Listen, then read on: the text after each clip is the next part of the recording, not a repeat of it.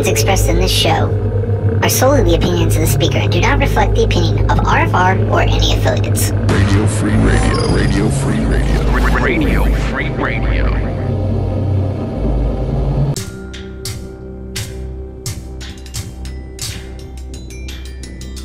What is reality?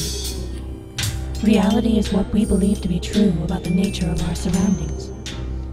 But how do we come to decide that true nature? Do we conceive it completely on our own? Or do other devices gently sway our thoughts onto a pre-decided path? This is the hard question we must all ask ourselves as free humans on this planet. Who sculpts your reality?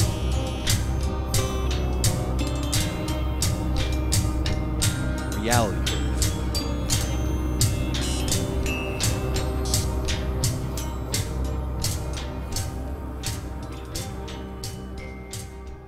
Good evening, good morning, good night, wherever you are.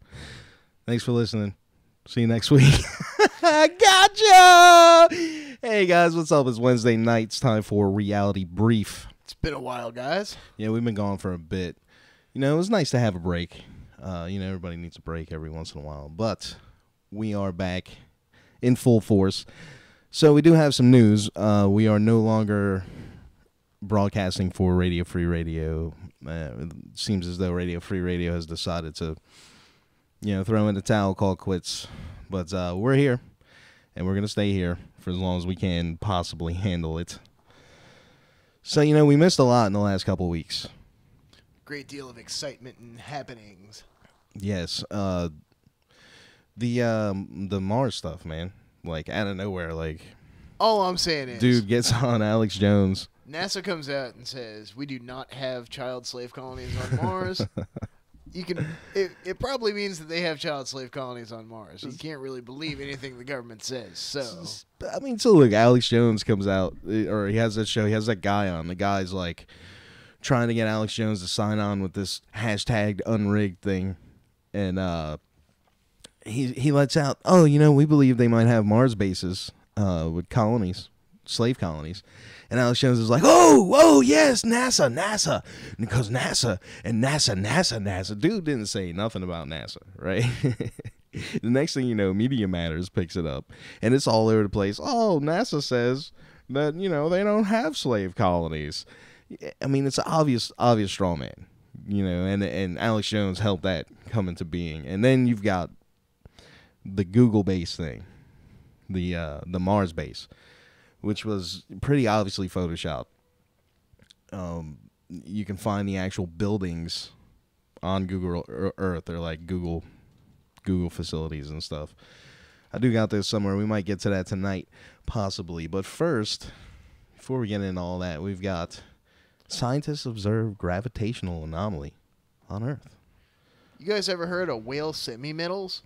Most people haven't, but they could be the key to unlocking all sorts of interesting technology that isn't really open to the general public yet, but, we hear about described in some of these tales about secret space program happenings. There's some, to be fair, there's some pretty far out stuff out there, so... So, this article's from Futurism. You can go over there and check out the full thing if you want. Modern physics. Modern physics has accustomed us to strange and counterintuitive notions of reality, especially quantum physics, which is famous for leaving physical objects in strange states of superposition. For example, Schrodinger's cat, who finds itself unable to decide if it is dead or alive. Sometimes, however, quantum mechanics is more decisive and even destructive. Symmetries are the holy grail for physicists. Symmetry means that one can transform an object in a certain way that leaves it invariant. For example, a round ball can be rotated by an arbitrary angle, but always look the same. Physicists say it's symmetric under rotations. Like this NOS can, for instance. Once the symmetry of a physical system is identified, it's often possible to predict its dynamics. Sometimes, however, the laws of quantum mechanics destroy a symmetry that would happily exist in a world without quantum mechanics, i.e. classical systems. Even to physicists, this looks so strange they name this phenomenon an anomaly. Anomaly. We don't get it. Everything we believe is wrong, but we don't get it. Yeah. It's like, Observations wait a don't minute. match theory, but Wait we a don't minute. know why. So physics is this thing, right? We know it's this thing, but it's not, though. So They say the anomaly. universe don't be Physics like a is deep still, routine. yeah.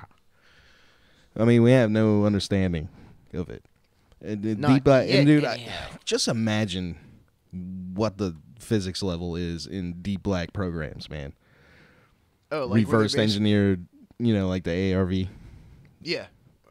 Or like where they're like, restructuring your limbs after they get blown off molecule by molecule. Insanity, man. Did you want to Oh, yeah. carry on with this one? All right, yeah. So Quantum anomalies. Yeah, so for most of their history, these quantum anomalies were confined to the world of elementary particle physics, explored in huge accelerator labs like CERN. But there's this new type of material, so-called whale semi-metals, named after a gentleman presumably named Whale, W-E-Y-L. They're similar to 3D graphene, and they allow us to put the symmetry-destructing quantum anomaly to work in an everyday phenomenon, such as creating electricity, or creating an electric current. In these exotic materials, electrons effectively behave in the same way as elementary particles studied in high particle accelerators, but they do it at room temperature. These particles have a strange property that they cannot be at rest. They have to move with a constant speed at all time. They also have another property called spin. It's like a tiny magnet attached to particles, and they come in two species. The spin can either point in the direction of motion or in the opposite direction. So, yeah. You might have heard of chirality, left and right-handed particles. These are two different species of particles, identical except for their chirality, their handedness, which would come with separate symmetries attached to them in their numbers, would be separately conserved. However, a quantum anomaly can destroy their peaceful coexistence and changes a left-handed particle into a right-handed one, or vice versa. Appearing in a paper published today in Nature, an international team of physicists, material scientists, and string theoreticians have observed such a material, these whale semi-metals, an effect of a most exotic quantum anomaly that hitherto was thought to be triggered only by the curvature of space-time, as described by Einstein's theory of relativity. What? So Yeah, it says it's metal pretty is rad, huh? producing a quantum effect? Is what it's saying? And so even at rest, this metal is producing an electrical current. Wow. So Dude, to the surprise of the team, they discovered this also exists in the properties of solid-state physics, much of which the computing industry is based on, spanning from tiny transistors to giant, cloud data centers that the NSA uses to spy on you. Dude, I mean, just imagine if they had this a long time ago, like what they built into this now with this technology. Yeah. Well, for the first time, they've experimentally observed this fundamental quantum anomaly on Earth, which is extremely important towards our understanding of the universe. Want to hear a joke? What's that? For the first time. Yeah, this is coming from New York Times, IBM research. So Yeah. we all know what IBM is famous for: the Hollerith machine, the thing that they used to catalog political prisoners in the Holocaust, and the train switches. Anyhow, nice job, IBM. Anyhow, for the first time, we have experimentally observed this fundamental quantum anomaly on the Earth. I swear it did not power the discs. Says Dr. Johannes Guth, an IBM research scientist, certainly not an ex-Nazi by any means, and lead author of the paper. We can now build novel solid-state devices based on this anomaly that have never been considered before to potentially circumvent some of the problems inherent in classical electronic devices, such as the transistors.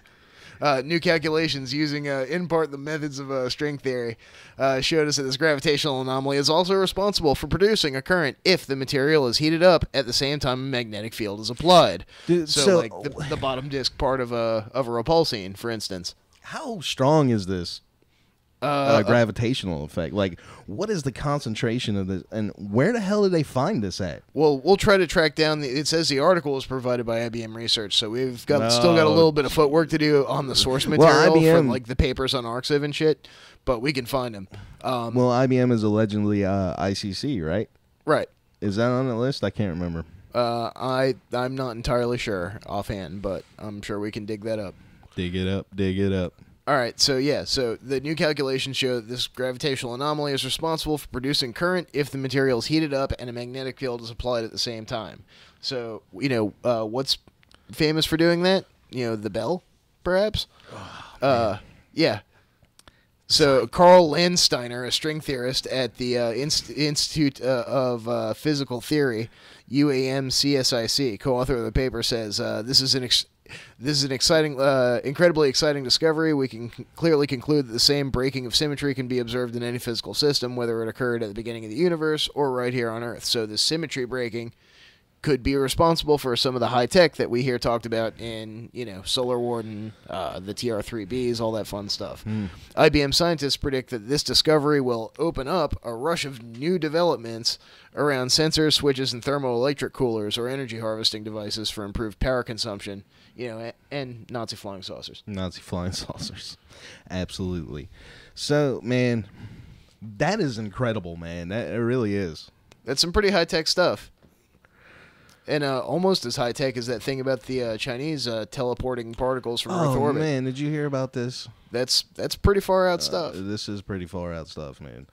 So, China teleports photon to space in breakthrough that paves the way for ultra-secure quantum internet. So, isn't this, like, part of that same experiment where they were doing quantum? Yeah, they were trying to use quantum entangled electrons to transmit information faster than light. Dude, and they proved that it can be done. That is so dope. They use this. Scientists in China use this quantum satellite to send entangled photons 1,400 kilometers. Wait, 1,400 kilometers. How many Yeah. miles is that? It's like 1,100? 3.5 to, or what's it? 3 miles to every 5 kilometers. So somewhere around there. We don't do maths here at Reality Brief. You can call in. The new number is 757-528-8130. Give us a call and tell us what the maths is, because we don't do it here. So they say they did it for 6 distinct states of matter, showing that quantum teleportation is universal. The Messias satellite produced entangled photon pairs which form an encryption key. Photons theoretically stay linked over great distances, making them ultra secure, and they've essentially proven that that's how that works. Physicists in China have revealed the details on their groundbreaking experiment to achieve ultra-long-distance quantum teleportation, which, could pave the way for global quantum internet. Or, what global? Why stop at global if it's instant? If it's instantaneous over huge distances, say between Earth and Mars. In a major breakthrough, the team established the first ground-to-satellite quantum network, which allowed them to transmit a photon from an entangled pair up to 870 miles. Oh, thanks, article. 1,400 kilometers away. Wow, 870. I was way off. Yeah. Entangled photons theoretically maintain their link across any distance and have potential to revolutionize secure communications. Scientists have previously only managed to maintain the bond for about 62 miles, so now we're up to 870 miles. Okay, so let's stop right here for a second and let's think about this now. The experiencers, as Dolan would call them, or the whistleblowers, as others would call them. You hear a lot about communication across time or through dimensions, and it's all using some type of a quantum entangled tech. So, I mean, it's there.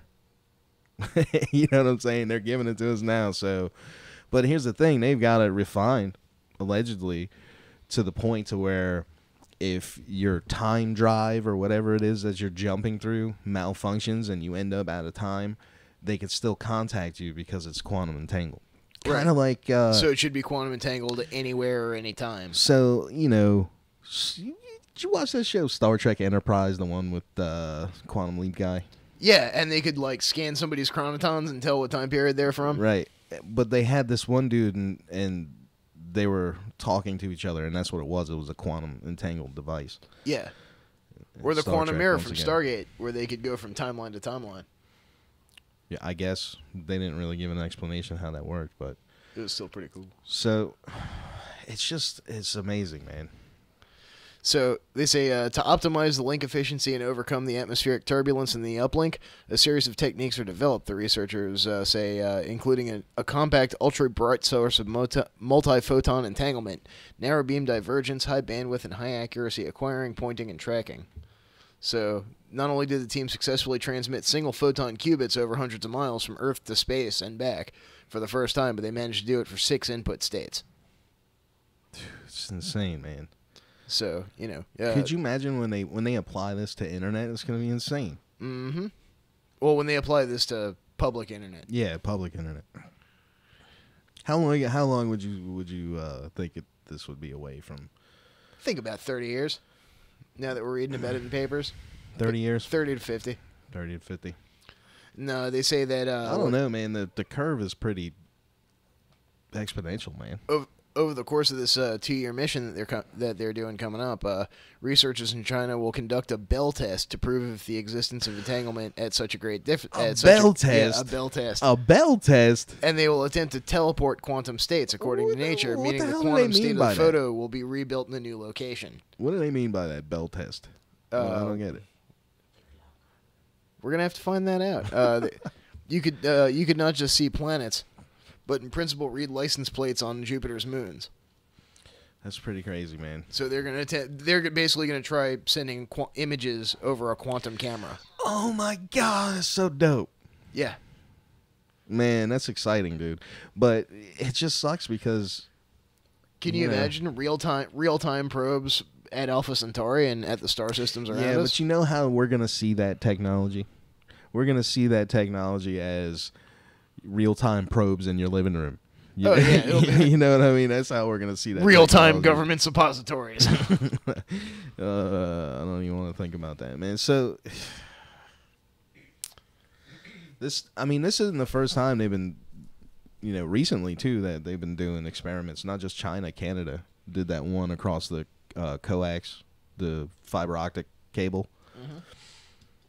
So, there's a strong foundation for what a lot of these people are saying, man. Well, I personally subscribe to the DARPA thing, man.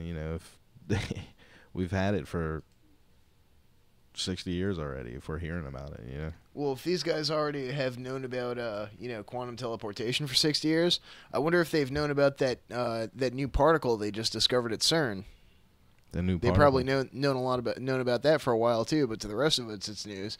They've discovered a new boson that actually consists of 2 charm quarks, which is pretty rare and pretty weird, I guess. So, wait, before you even go into that, man, why don't you explain to me what a charm quark is? Because I have no clue what the hell that is. All right, well, there's like 6 different flavors of quarks, right? Uh-huh. There's up, down, truth, beauty, charm, and strange.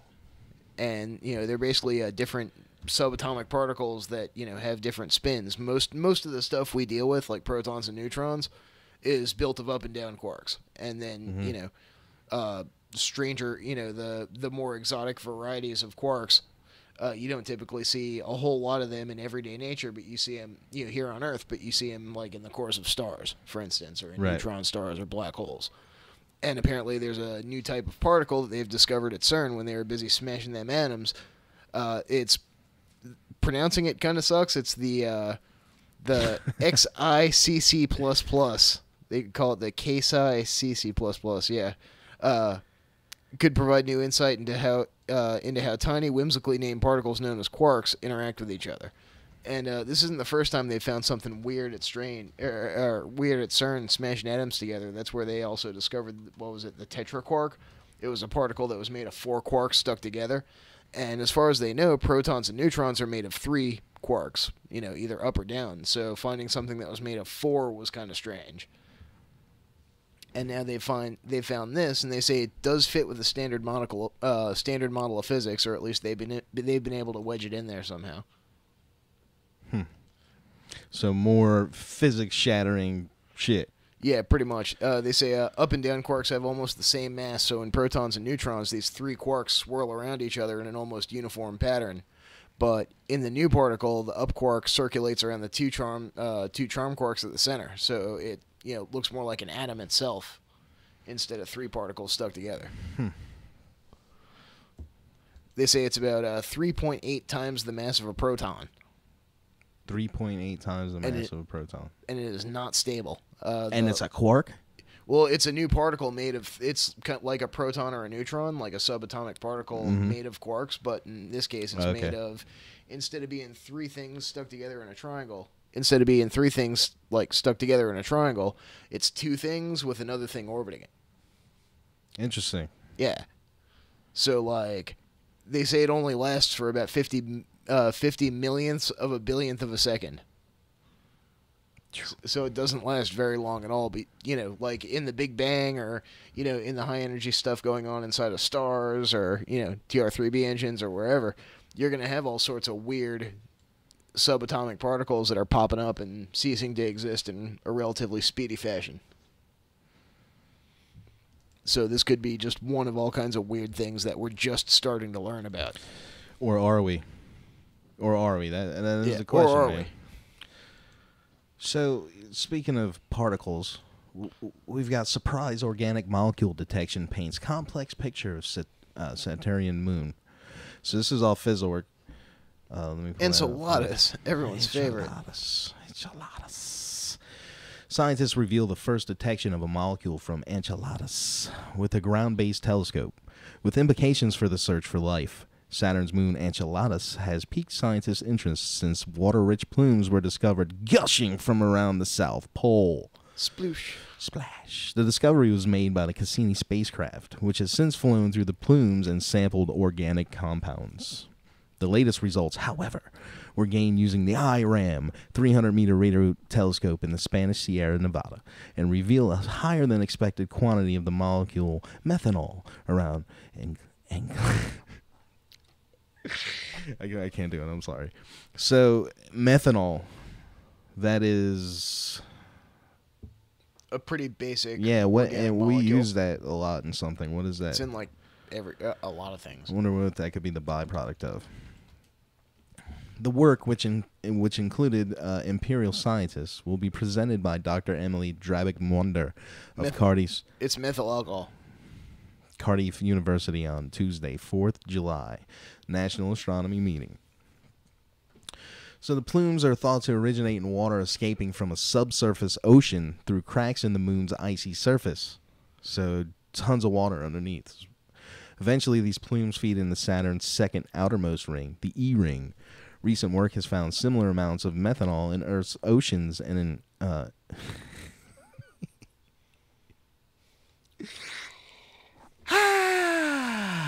yes. The work, which include However, the new discovery suggests that material spewed from enchiladas undertakes a complex chemical journey once vented into space.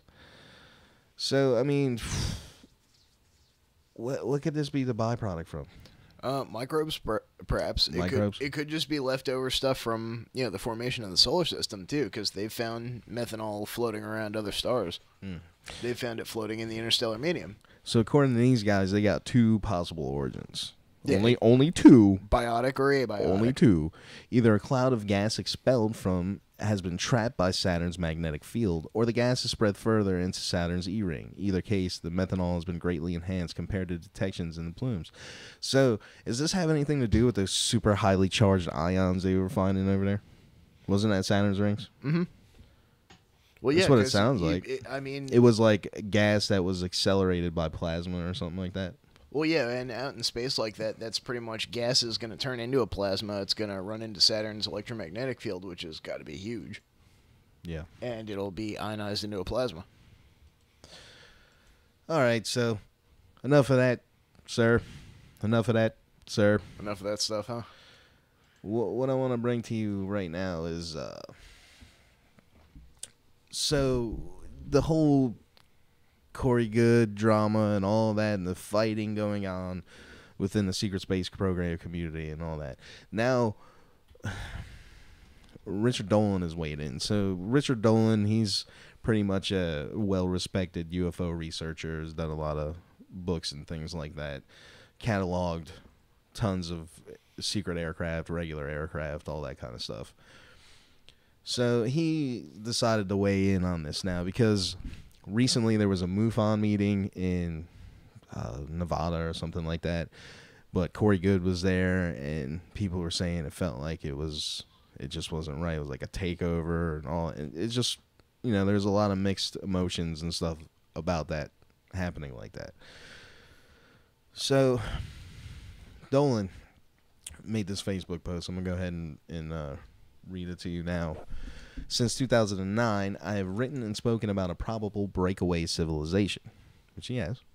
At the time, my thoughts centered on the knowledge that within the classified world, there were certainly technological developments that have been kept secret, sometimes for a long time. Famously, the stealth fighter was fully operational in secret for 6 years before it was officially announced, while stealth technology itself had been in the works for more than a decade before that, without a peep to the rest of us.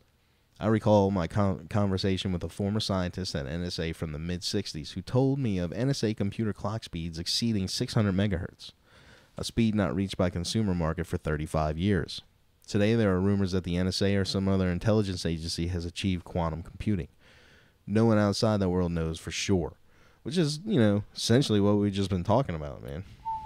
The DARPA effect. So beyond that, rumors and allegations never cease about radical tech coming from the black world. I have long credited the ARV story emanating from Brad Sorensen via Mark McCandlish. If it's true, it means that clandestine reverse-engineered flying saucer craft have been manufactured secretly and have been operational since at least the 80s. Along these lines, we have the statements coming during the 1980s and 90s to respected aviation aerospace journalist James Goodall.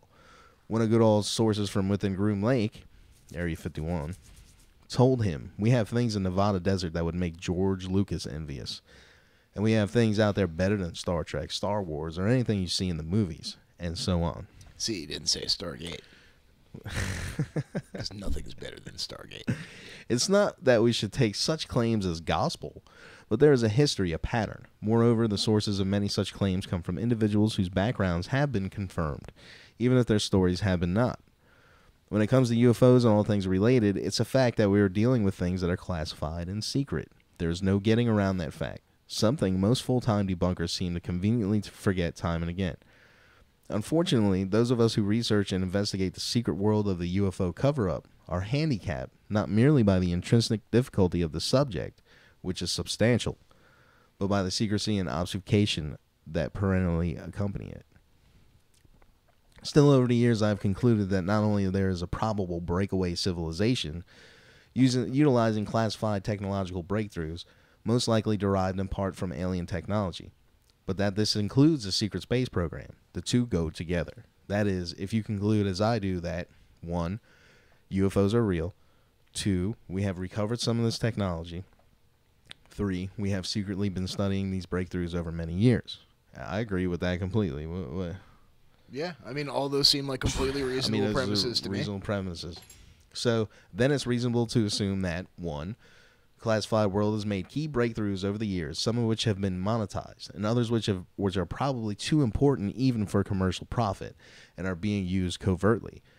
Things such as radical propulsion technologies for starters. There would undoubtedly be other breakthroughs, but who knows what. You mean like Treework Mark 7 engines? Yeah, totally. Or those floating ball engine things that they're talking about. Yeah. Such breakthroughs would enable these people to do things utterly off limits to the rest of us, including, crazy as it may seem to people, go off world. It's not that crazy, you know what I mean? Like, yeah, people do it, on a pretty regular basis. So there would be little to no incentive for those in the know to let the rest of us know what's going on. It's too big, too explosive a secret. It will only voluntarily be left out when it's no longer important, which is usually the case with big secrets. All too often, we learn about important things after they become irrelevant.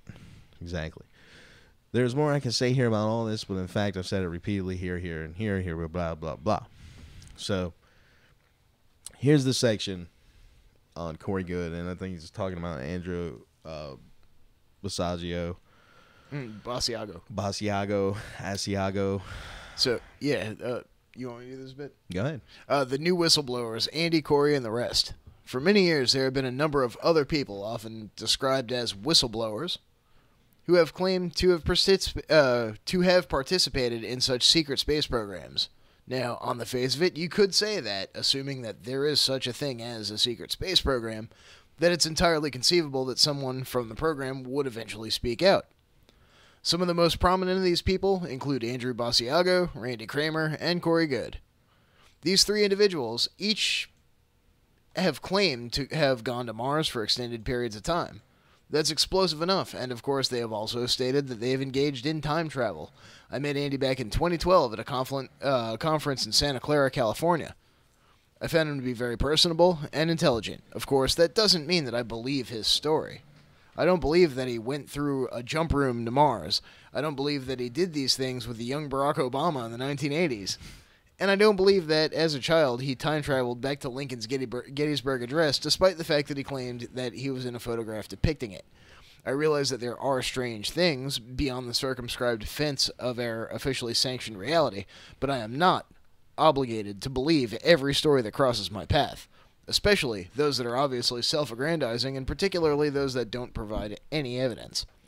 Yeah, I mean, look, I'm open to everything, but it's... As I've heard Neil deGrasse Tyson say, not that I'm a big fan of the guy's politics, but, when he said, if it can be asserted without evidence, it can also be dismissed without evidence. And that's something to me, that, kind of stands true. That's why I remain ever a skeptic. I want to believe that there is a secret space program going on. Is there? The proof is still in the pudding. So right. I mean, he says, go ahead. No, go ahead. Go for it. So over the years, I've mostly ignored Andy's claims and stories, although I have personally considered them unfortunate. I've never had a desire or felt a need to do much about them. I developed much the same attitude regarding Corey Goode, who lately has become even more prominent than Andy. Like anyone else interested in ufology, I watched his claims sweep back across the field, starting in 2014.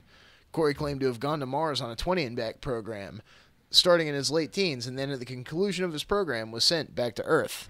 But not at his age in the late 30s, and not to an Earth 20 years later. Instead, he was age-regressed and time-regressed back to his teenage body, back to the same year that he left. Mom never even knew he left the house.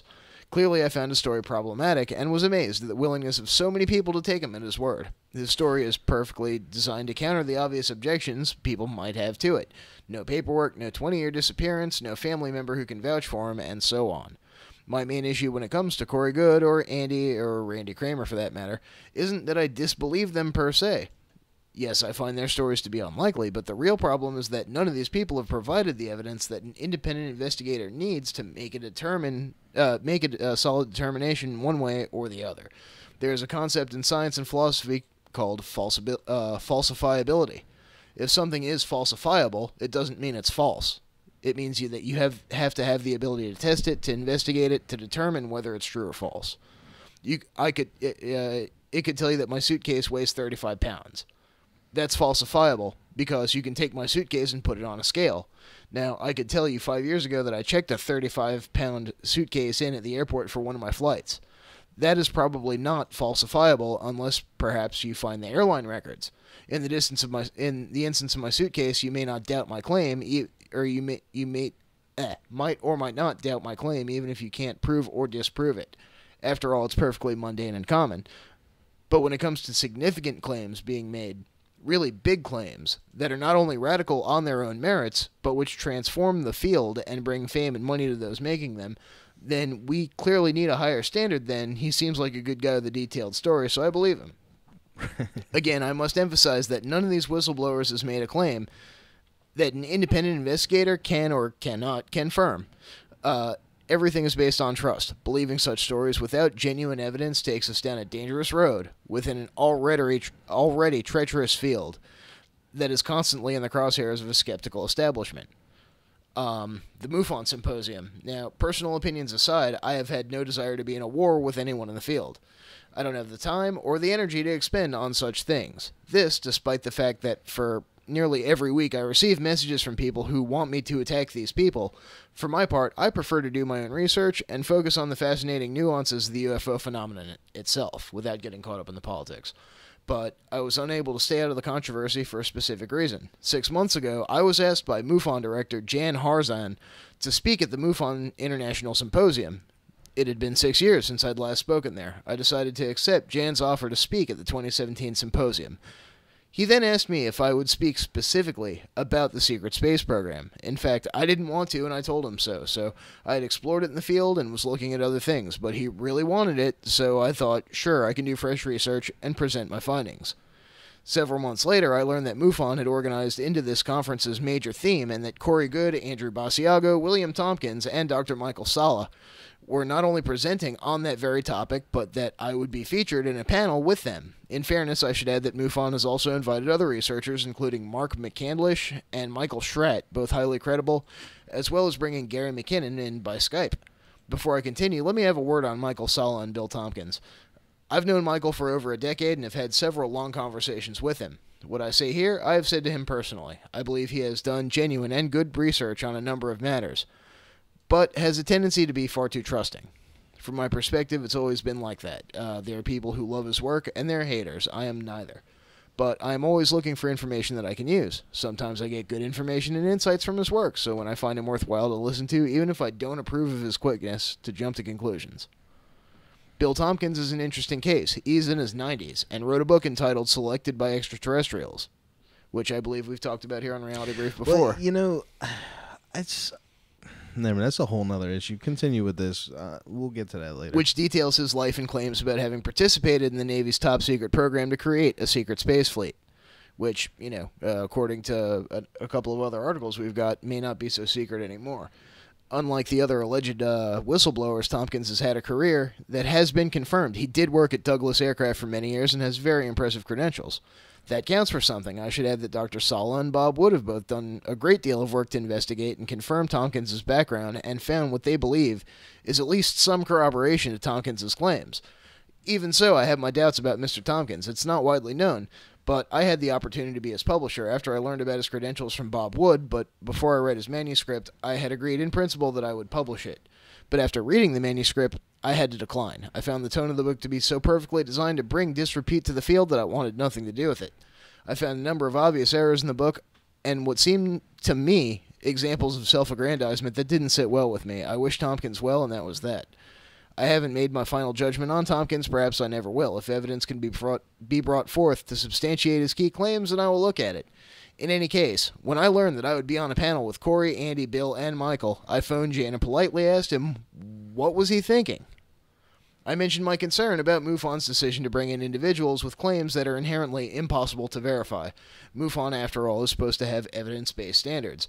Jan explained himself as well as he could, essentially saying that he wanted to bring in diverse and interesting opinions and let attendees decide for themselves. Well, MUFON is allowed to do what it wants, and of course the public is allowed to say what it wants in return, but this left me in an interesting position. I realized that it was time to begin expressing my thoughts on this more forthrightly. I did this through a few different radio interviews, most definitively with Bill Ryan earlier in July 2017. That interview's on YouTube and gives a good overview of my thoughts and his on the matter of these whistleblowers and their claims. Judging from the responses, it's obvious to me that the interview has touched a chord with a great many people out there. Since then, Andrew Basiago has called me a liar and a disinformation agent, but to my knowledge, none of the other individuals concerned has. In fact, I spoke recently with Corey Good and said to him the same essentials as I am writing here. It's nothing personal, I said, and while I am skeptical of his story, that is less important than the fact that his claims don't allow for me to confirm them independently. To Corey's credit, he didn't take offense, and we spoke cordially and candidly. This thing is pretty long-winded, so if you want to check out that, you just look up Dolan on Facebook and you can find it. And it's a public post. It's been passed around. You may have already seen it. And as a public service, we'll go ahead and share it on our Facebook page, too.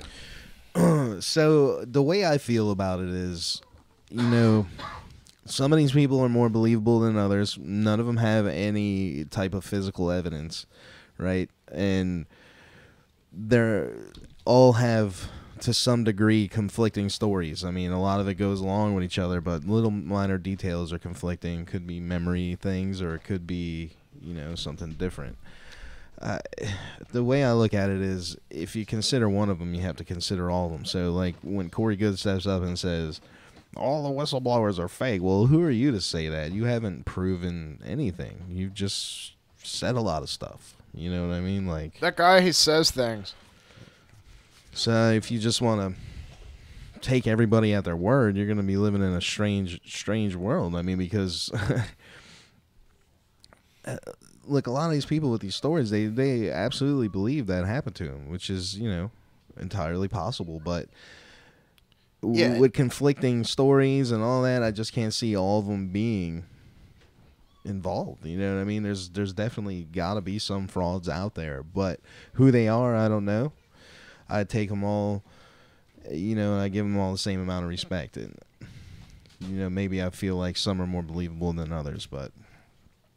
So...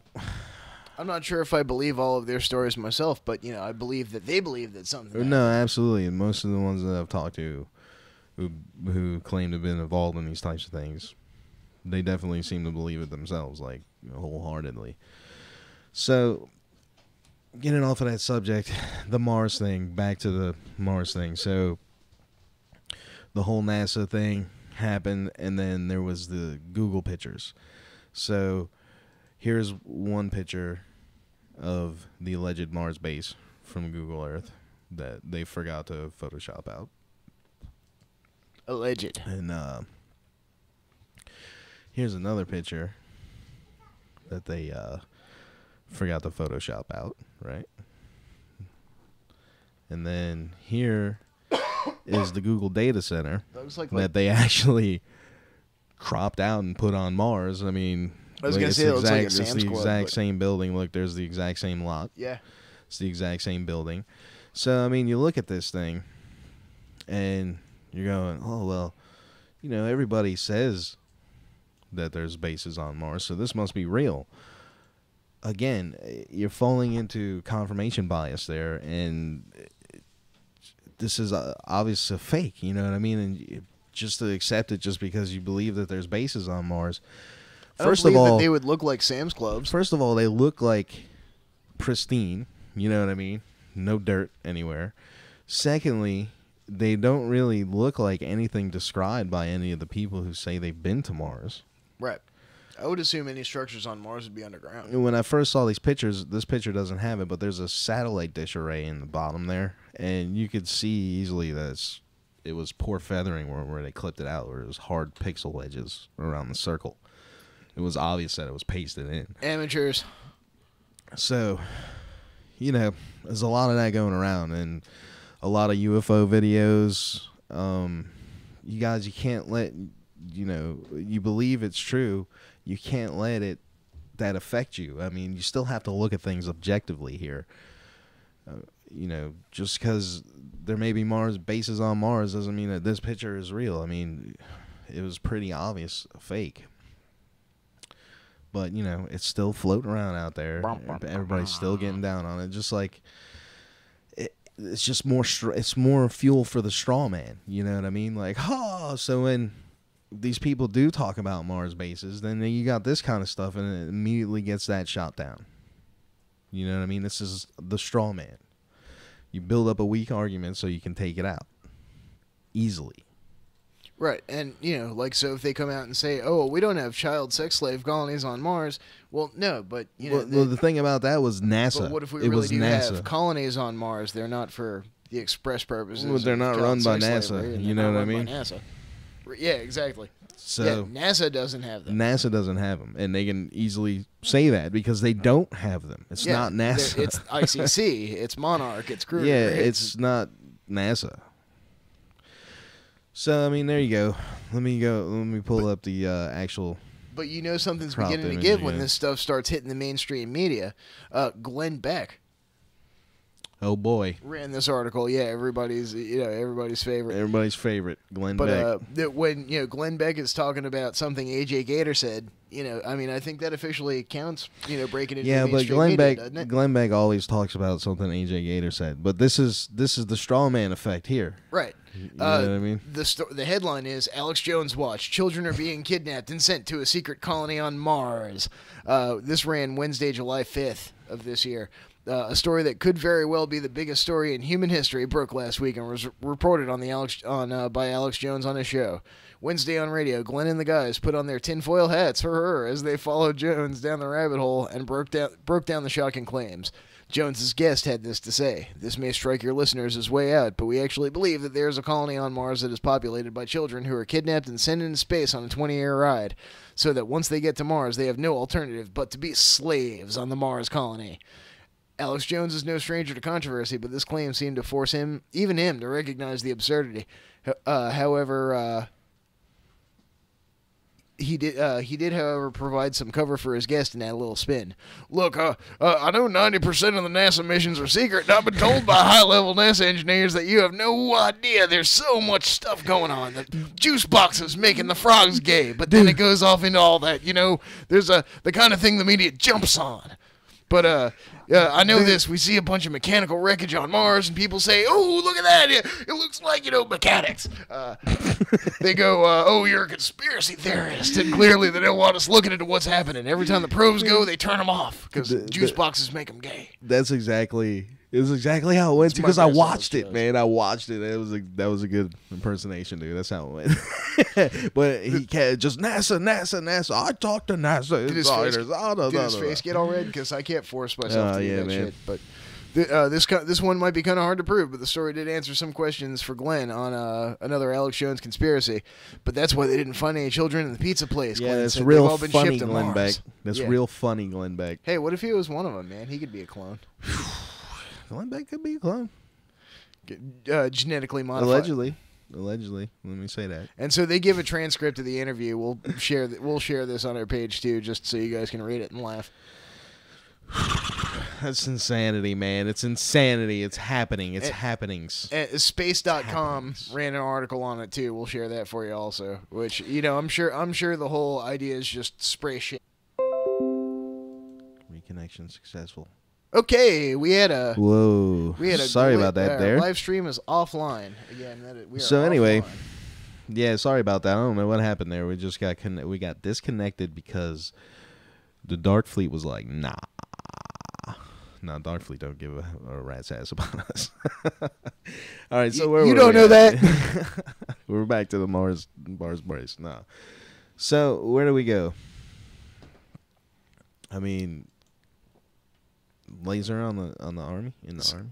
Yeah. I mean, that's some pretty high. Well, takes. while we're talking about Alex Jones once again, what about this human pig chimera thing that keeps coming? Oh, man, nice what? segue.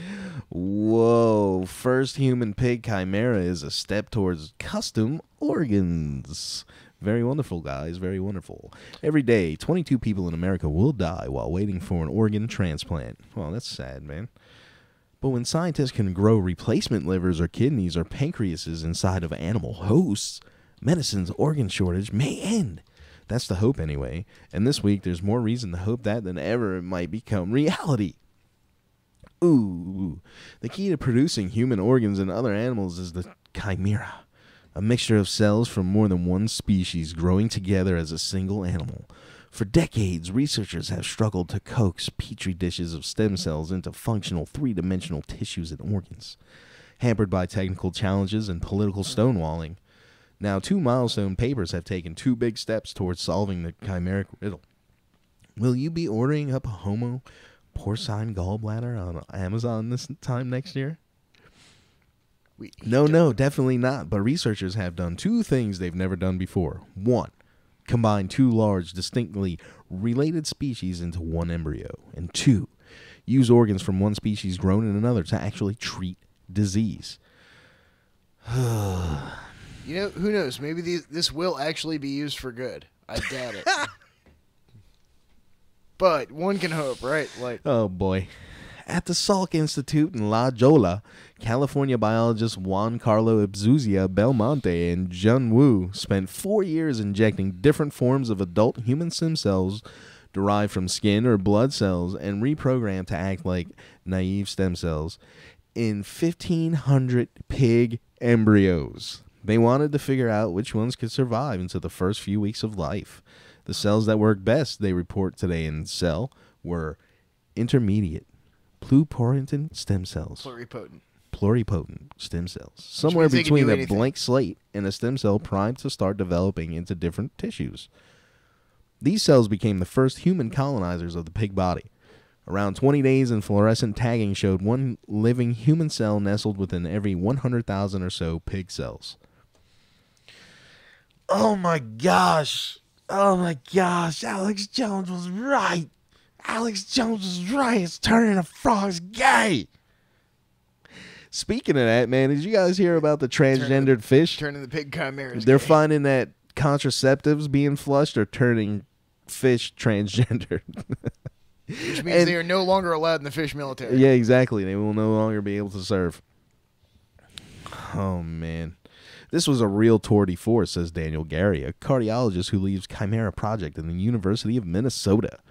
What separates them from all the rest of us who do this work is the large number of animals they showed this in. Belmonte and Wu also successfully created human cow chimeras at the blastocyte stage, a few days following fertilization, but before the ball of about 250 cells implants in the uterine wall, but only pursued pigs because of the animal's long history in human medicine. Pig valves are still used in heart transplant and therefore recombinant DNA technology. That's where artificial insulin came from. Yeah, isn't most commercial insulin made with pigs? Yeah, pigs or cows, I think. And the something with the eyes too. So,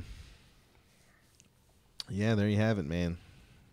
So, I wonder how that works with the religions. A pig and then we What about like Semites that are like heavy into it, or what do they call them?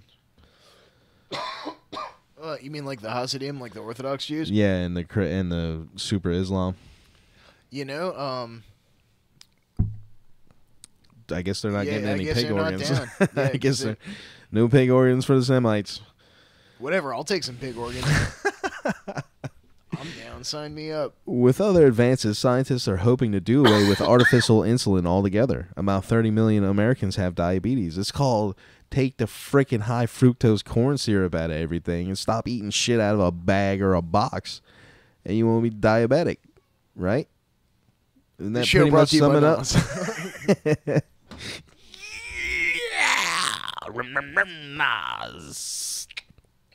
Sorry, I had to pay the bills there. Cans of Nos will not make your frogs gay. Chimeras could potentially help those patients make their own insulin. Whoa. A stem cell biologist at the University of Tokyo and Stanford showed that you can do that in just a paper published yesterday in Nature. At least you can in rats. His team used genetic tweaks to prevent rats from making their own pancreases. They injected mouse stem cells, complete with all the necessary pancreas-making genes, into the developing pancreasless rat embryos. The rats grew normally. The only thing different was their pancreases were made almost entirely of mouse cells. What? Crazy. That's fucking nuts, man. Squeak, I tell you, squeak.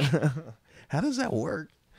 Was it rewrite the DNA? I mean, how does that even work, it man? Just decides, hey, I'm going to go make whatever's not there.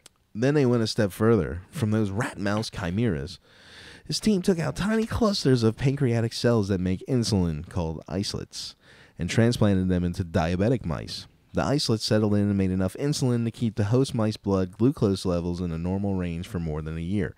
Side note, you know how they make rats diabetic? In the first place? Feed them high fructose corn syrup? No. MSG.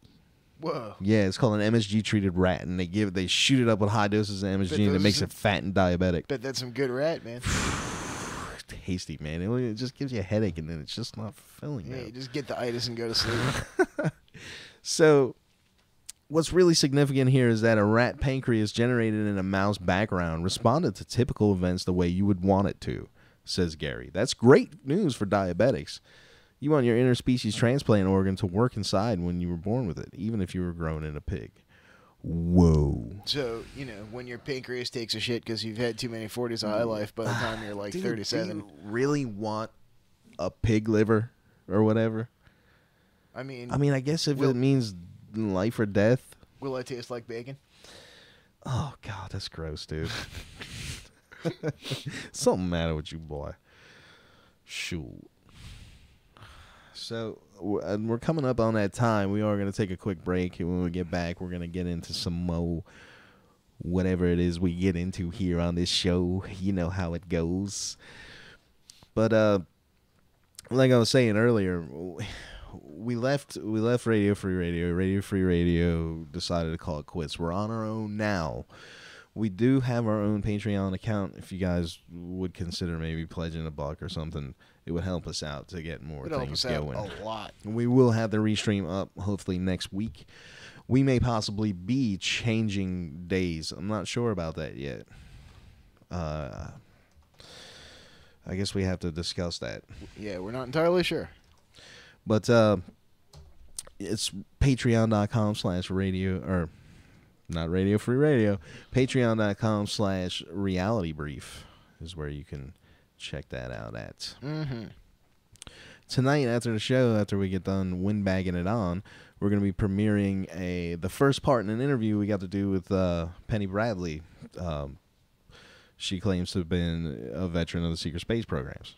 So we've got that. We've got lasers on helicopters. We've got a revised space council. That hasn't been around since the 1960s. We got Russian missiles, and we've even got extremely depressed security robots. All that and more. See you on the other side.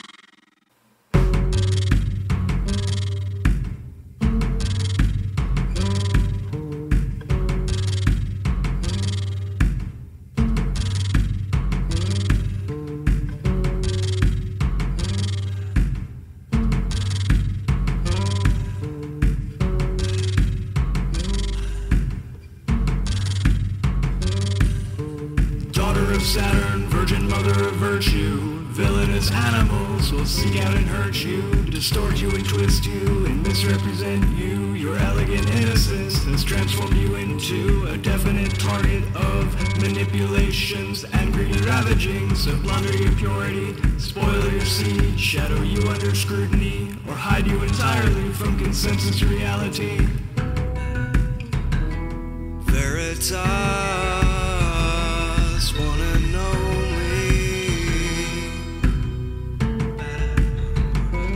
Veritas,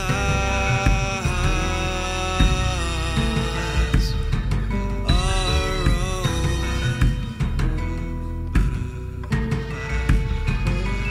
Veritas.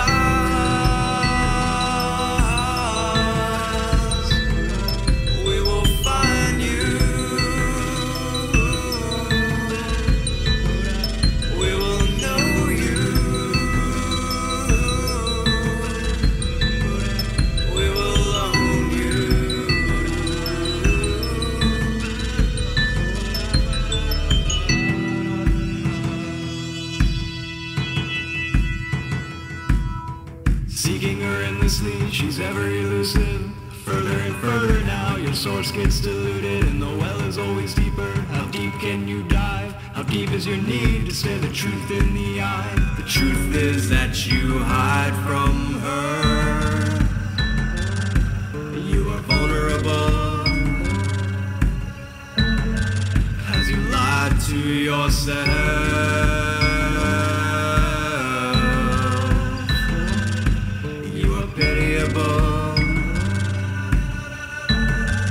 The future of American space leadership, we're going to lead again for a long time, it's like 25 years. And we're opening up and we are going to be leading again like we've never led before. We're a nation of pioneers and the next great American frontier is space.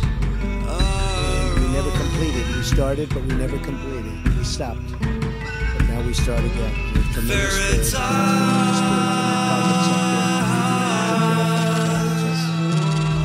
I'd like to extend a special welcome to an American hero who I've known actually for a long time, Buzz Aldrin, who is with us today.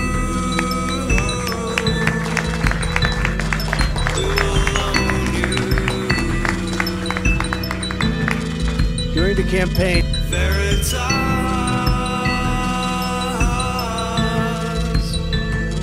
will control you. We will keep you hidden well.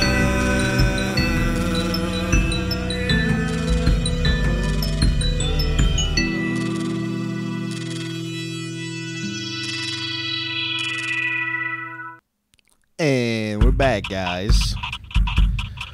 What's going on over there, out there tonight? You guys enjoying the show tonight? Appreciate you watching, listening. Hopefully we'll be back multi-platform next week. It'll be great. You guys can check us out on Twitter at RealityBrief111. Hey, don't we have that new Skype number too? We got that new Skype number too, and that number is 757-528-8130. Give us a call anytime. Let us know how you're feeling. You can check us out at Facebook, facebook.com/realitybrief.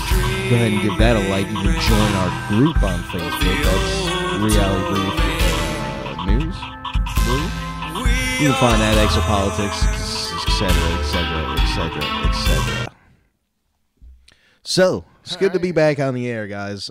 Sorry really we had is. that absence, but hopefully be smooth sailing from here on out. We're hoping. Hoping. We'll see how it goes. You know how that goes.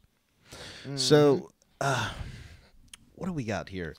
What's this about this old school space council? Yeah, no, this happened earlier. See, we're kind of playing catch up. You know what I mean? A lot has happened in the last couple weeks, but we're gonna go ahead and talk about this now. And you could have heard that sound clip of Trump during the music there. President Donald Trump signed an executive order Friday to reestablish the National Space Council, reviving an entity that was formed during the 1960s race between the U.S. and the Soviet Union to reach the moon first. The council, to be led by Vice President Mike Pence, will be a forum to shape the Trump administration's approach to space as a private sector companies, including Elon Musk's SpaceX and Jeff Bezos' Blue Origin. The council, to be led by Vice President Mike Pence, will make sure that there are no gay astronauts ever. or pothead astronauts. Yeah. No gay, no potheads. No No degenerates transgendered in space marines. Space exploration is not only essential to our character as a nation, but our economy and our great nation's security, Trump said Friday at a White House signing ceremony, adding, I think privatization of certain aspects is going to play an important role. So here's the theory about this, from what I gather. They want to push forward space exploration privately because it's easier to cover things up privately than it is under the government, which I don't know if I agree with that. I mean, it probably is easier to do private cover-ups than government cover-ups. You think, though, man? If they're covering something so massive up as that. Yeah, still. I mean, yeah, you can have non-disclosure agreements, that sort of thing. You might need to scoot up and go to the right a little bit there, bud. Yeah, you can at least have them sign non-disclosure agreements and all that, right? I mean, yeah, I guess. I mean, but the government does that too. But I guess you'd be more worried about losing your comfy job than anything. Yeah, exactly.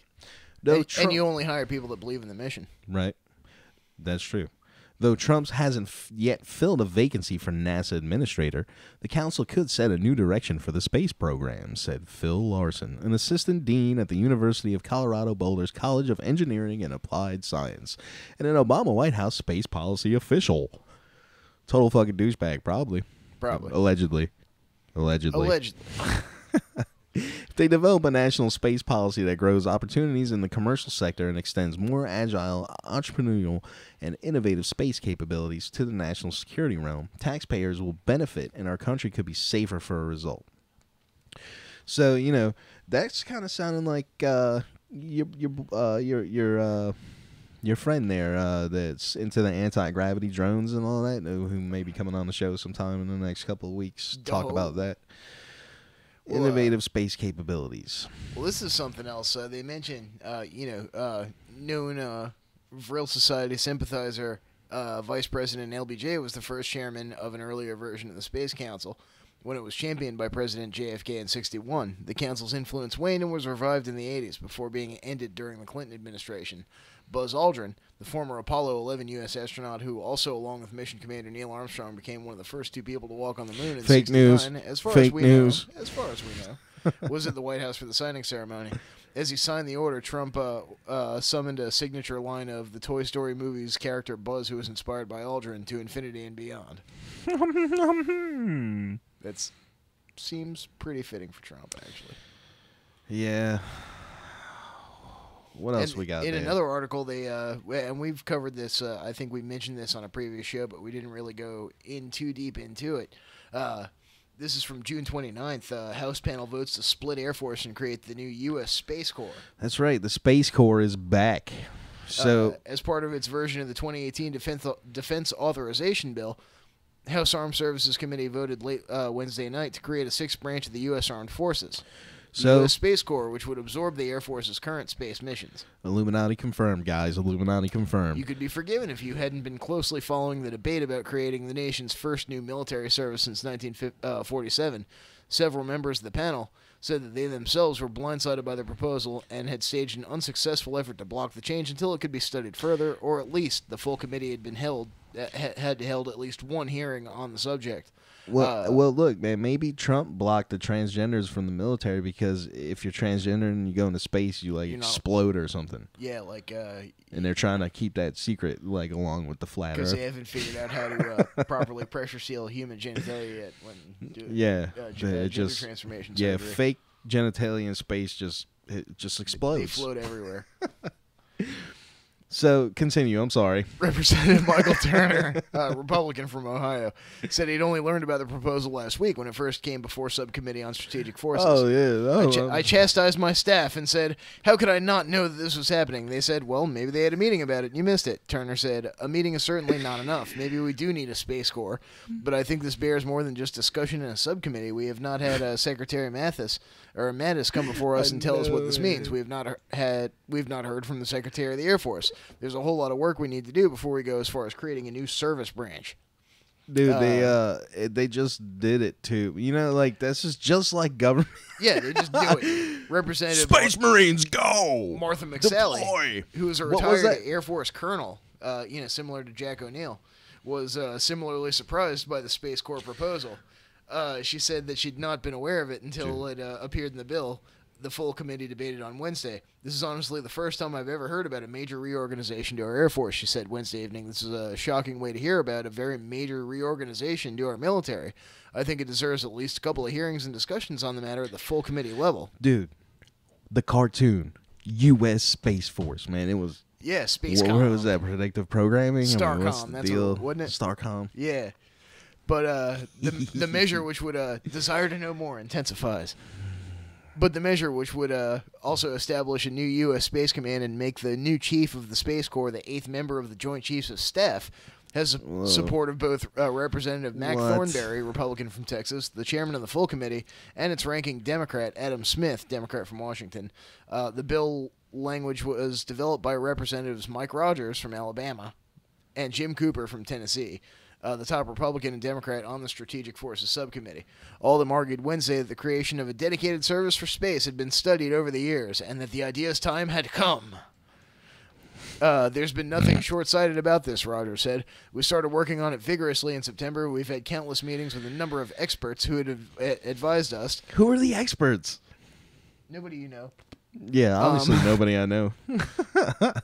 We've had countless meetings with a number of experts who have advised us as to how this should be construed. In fact, this idea for a Space Corps as one of the solutions to Air Force space came from the Rumsfeld Commission in 2001. Whoa. Certainly not connected with the Vril Society or the Thule Gesellschaft in any way, shape, or form. No. Look, I'm telling you, Skull and Bones was its own thing. It had nothing to do with that.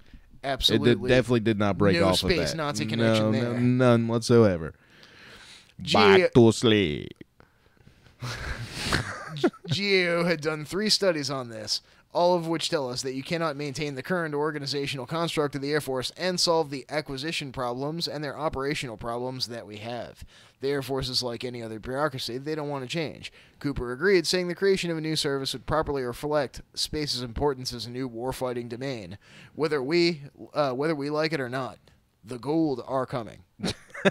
And they will enslave us all. Look, I just want to reiterate for our new listeners, if we have any, don't get on the ships. Yeah, do not get on the ships. Don't get on the ships. Do not get on the ships. Look, you wouldn't get on the train. You wouldn't get on the bus. What the hell makes the ship so different? Just because they're alien, like they're gonna be nice or something? No, they're gonna eat you or something worse. Yeah, after the probing, the fun part's over. And space has not been given properly adequate priority by our friends in the Air Force. They do so many things wonderfully well, but this is a new era and a new responsibility that a Corps would help us address more effectively. We could wake up one morning and be blinded and deafened by adversary powers because so many of our most precious assets are up in space. My understanding of this is that it creates a group, an organization, a new guy, similar, a new Joint Chief of Staff. Similar. Besides that, it's essentially going to be what the Marines is to the Navy for the Air Force. The Space Corps is going to be the Air Force's version of the Marines. Super commando space guys. Man, if I wasn't old and out of shape and broken, I would go join the Air Force. Yeah, well, maybe they can just age regress you. I'm sure they, Yeah, right. No, I don't think they're full of stem cells and space spider venom. And I don't think they're hooking any of that up. But it is interesting. I wonder if any of this has to do with Corey Good's story about the military-industrial complex space program, the Air Force guys that allegedly were picking him up. Well, yeah. Well, I wonder if that's got anything to do with that. Who knows? Because who knows? Show me something. Well, General David Goldfein, the Air Force Chief of Staff currently, told the Senate Armed Services Committee last month, "My sense is that we have an opportunity being placed in front of us right now to take a look at what is the way we fight in the air, on land, at sea, and we take those processes, procedures, tactics, techniques, and actually apply them across the space domain." You know what's And interesting? So right now, to get focused on a large organizational change would actually slow us down. I think it would actually move us in the wrong direction. Speaking of weapons domain, look at this, man. Helicopters with friggin' lasers Oh on my them. God! This is what happens when the Army puts a laser on the Apache attack helicopter. Is there still room for a few communists on there, though? Is what I God. want to know. Because, I mean, if you have a helicopter, it would be a waste to go up in one without throwing at least one or two communists out. Here's Raytheon's newest discovery. The United States Special Operations Command just tested a high-energy laser on the AH-64 Apache attack helicopter, making it the first time such a weapon has been deployed aboard a rotary wing aircraft. According to a press release from Raytheon, the test was a complete success, providing solid experimental evidence for the feasibility of high-resolution multi-band targeting sensor performance and beam propagation supportive of high-energy laser capability for the rotary attack mission. Wow, that is kind of badass. All right, so check it out, man. Look at the melt the fucking hell out of everything, dude. Kevlar, carbon fiber, Kevlar, aluminum, steel. Little as a mini, was that a piece of a drone? Yeah. Oh, look, it's a hard drive over here. They melt the hard drive with it, too. So this data collection shows we're on the right track by combining combat-proven sensors like the MTS with multiple laser technologies. We can bring this capability to the battlefield sooner rather than later. The release quoted Raytheon Vice President of Advanced Concept and Technologies for Raytheon Space and Airborne Systems Art Morris as saying, "The Apache used a HEL mated with a version of Raytheon's multispectral targeting system," so a HEL being a high-energy laser, which combined electro, optical, and infrared sensors against a number of targets. The data from this test will be used to future HEL systems and address unique challenges that stem from their installation on rotary wing aircraft, including the effects of vibration, downwash, and dust. Boom! Look at that guy right there, man. Lasers in your face. Star Wars on the ground. Don't you know they need that to enforce traffic? Yeah, I think I saw somebody getting pulled over by one of them in Virginia Beach. Yeah. So the Apache has had laser systems since it entered in service in '84. Laser systems in '84, really. They must have been targeting lasers or something. But the lasers were low-power systems that are used to guide AG-114 Hellfire air-to-ground missiles, yeah. A high-energy laser will have the ability to destroy targets. An Army release noted, the service has also tested lasers on heavy, expanded mobility tactical truck in April 2016. That's that thing that was pulling somebody over, that picture. And the Stryker this past February and March. In both cases, the lasers downed a number of unmanned aerial vehicles. The Navy has a laser on board a USS Ponce. What? Oh, yeah. That's crazy. I don't know how to feel about that. I've seen those things shoot down missiles. So they got lasers and railguns on them boats now, huh? Oh, yeah. Lasers offer a number That's why we of... need a Space Corps so we can use those things in Yeah, man. space. God. Dude, that's the thing, man. What happened to not militarizing space? I thought there was treaties and shit for that, man. They're like, oh, Treaty Aspire. Yeah, ask any Indian chief how many fucks a treaty is worth. No.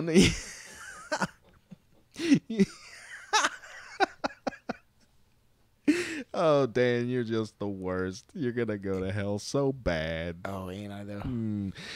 Okay, so lasers offer a number of advantages over artillery and missiles. Notably, they are invisible, and the power of the weapon can be adjusted to handle a specific material, like steel plating or Kevlar. High-energy lasers can even be set for non-lethal effects on people. All right, now, I've talked to some people that say they've been shot with lethal effects. They've been shot with energy weapons. I talked to some people that said that, so there's a possibility right there, too. You know what I mean? How that goes. So what we're going to do now, actually, instead of waiting till the end of the show, we're going to go ahead and play the part one of the Penny's latest interview with us, and then we're going to come back and talk a little bit more before we leave. So I hope you guys enjoy this. Let me go ahead and make that happen there. Oh. So, Dan, what'd you do on the break? I smoked a cigarette. No, I mean, the break away from the show, the 3 weeks we were off. Oh, well, lots of that, too. But, mostly worked. Mostly worked. Yeah, I did a lot of working too. Engaged in market activity. I did a lot of personal reflection and, sitting around, pretty much. Drank a lot of Slurpees. Oh, no, not do. No, don't do. No, don't do. What are you doing, yeah? I'm trying to play this video, but as usual, Reality Brief is ahead of the curve. Okay, guys, enjoy.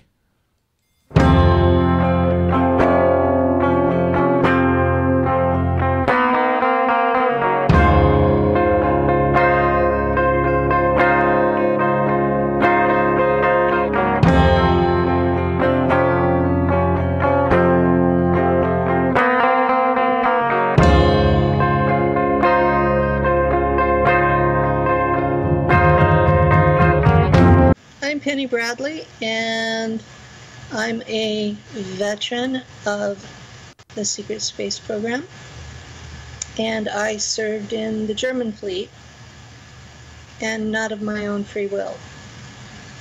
None of us that served in any of these projects were there by our own free will.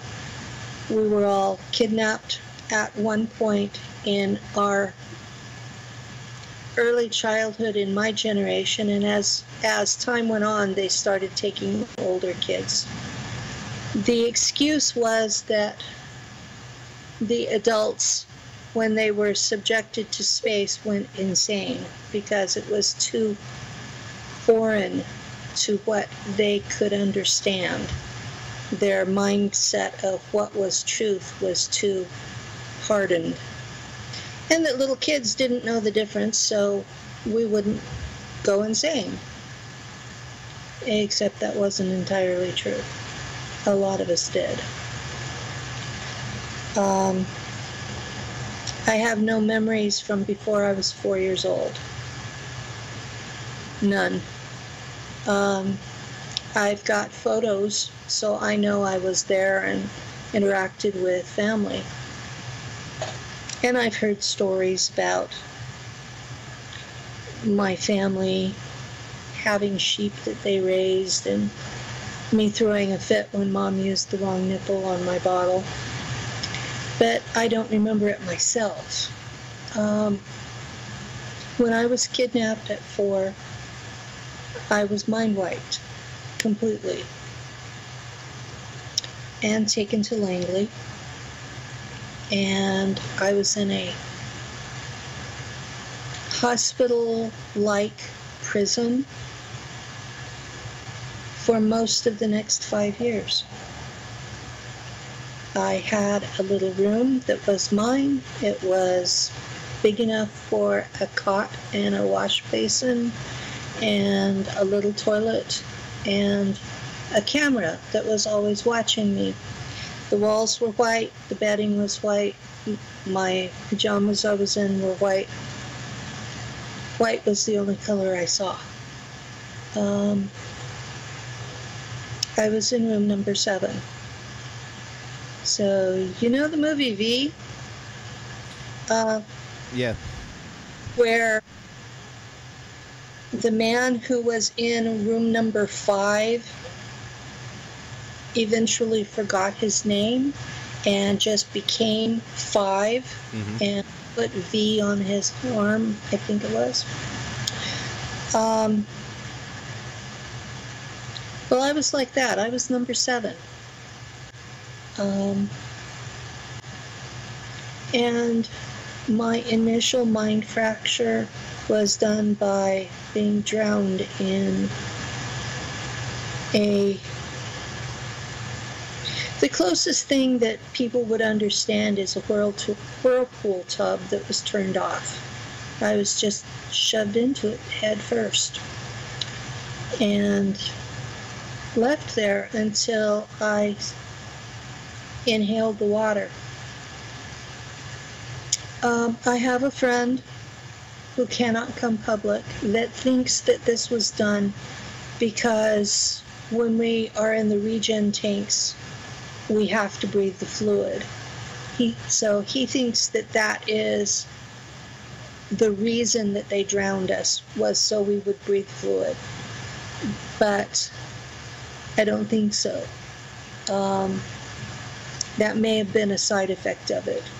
But the intention was to fracture our minds so that there would be programmable bits for them to use as separate people with no shared memory. Because when a child goes through trauma, they form alters. I've already reintegrated 28 of these alters, and I still have at least a dozen more. But drowning was the initial steps. And that's really consistent with what's come out from the people that do videos about MK Ultra. They show the videos of people being drowned. And some of the music videos do that. The next thing that they would do was once they had you where you no longer cared if they drowned you or not, then they would start shooting you. They'd shoot you in the heart. They'd shoot you in the middle of the forehead. They'd shoot you in the back. They had a regeneration tank at Langley in those days. I don't know if they still do or not. But they'd shoot you, and then you'd wake up inside the regeneration tank, and you'd be whole again. Well, it didn't take you very long to figure out that death was not an option. About how many times would you say that you went through that whole process? Can you remember? I have no idea. It was, I'm almost 62 now, so we're talking 56, 57 years ago. I'm looking at day after day of being in artificial light 24/7. You don't even know what's a day. You're totally disoriented as far as time, and they keep doing this stuff to you. And when they're not doing stuff to you, you're in this room by yourself. There's nobody to talk to. When you are brought into the cafeteria, you're not allowed to talk to anybody. You're not allowed to bond with anybody. There was no affection. They shaved my head because the training involved electrodes on my head. And so they had to be able to access the scalp. So there was no hair. So there was no reason to brush my hair because there wasn't any. I don't remember brushing my teeth. I remember being terrified of the bath.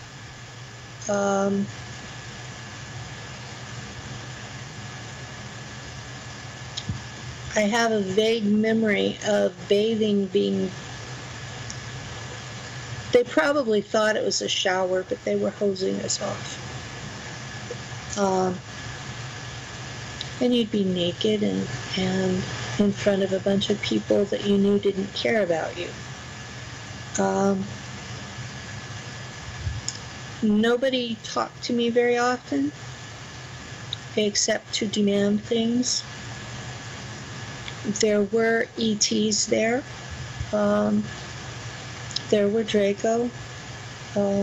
Not the alphas that are white, but the browns and the greens. There were Draco around. The only being that was ever kind to me there was a Naga that wore a lab coat like she was a doctor.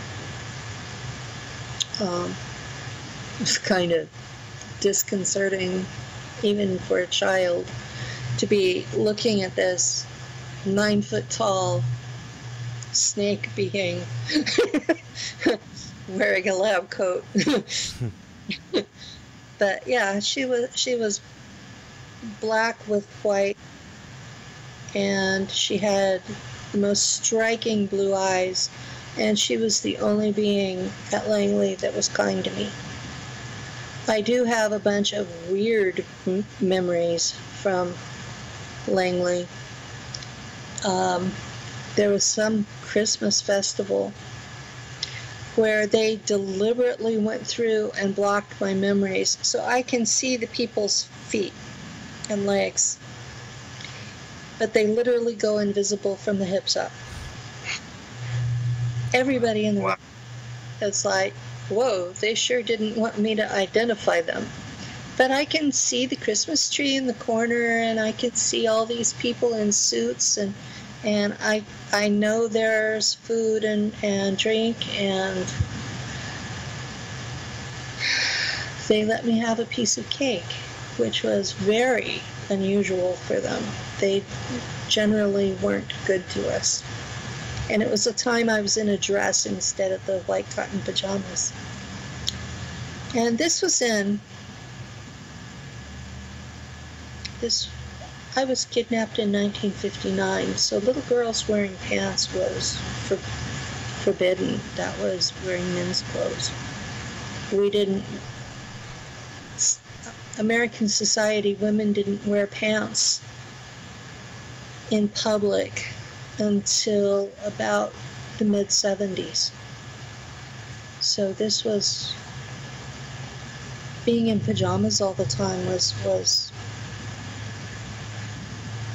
and then to suddenly be in a dress was like really a special thing. And I don't remember ever being in a dress again, just that one time. Other things they did to us. If you refused an assignment, you would be put into an electric chair and electrocuted. And then put in the regen tank. So turning down an assignment was not acceptable.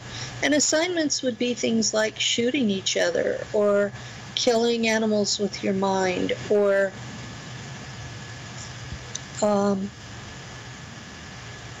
remote.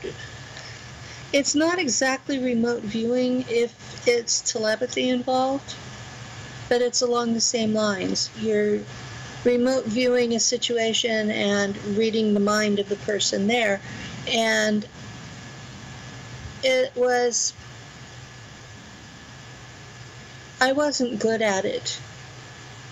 I was better at reading their emotional state, but that wasn't what they wanted.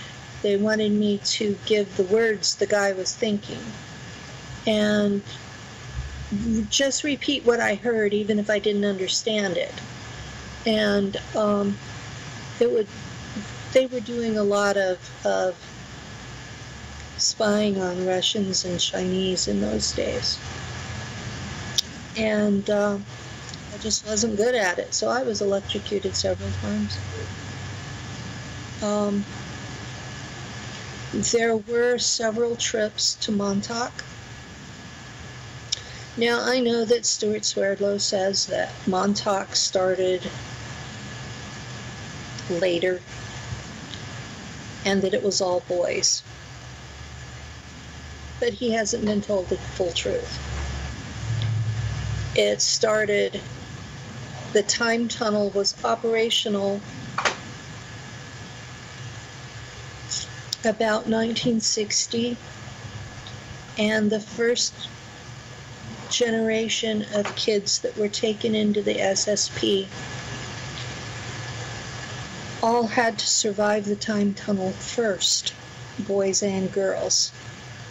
And the girls tended to go multidimensional rather than travel in time.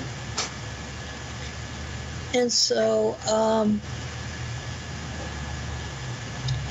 the Scientologists that were running the place got really, really mad at me because I would go multidimensional and just leave.